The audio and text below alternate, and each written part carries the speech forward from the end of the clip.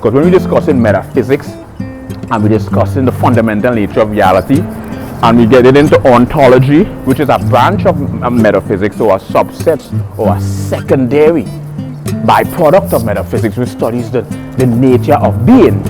We have to study the subsets of this ontological being simultaneously coexisting in our reality, metaphysics, mind and matter.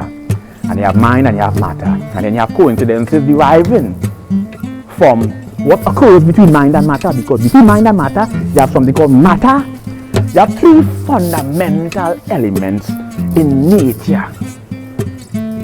That's a precursor before we have these coincidences or synchronistic events. So you have mind, you have matter, and then you have what we call matter, we have energy, and we have gravity. So we have matter, we have energy, and we have gravity.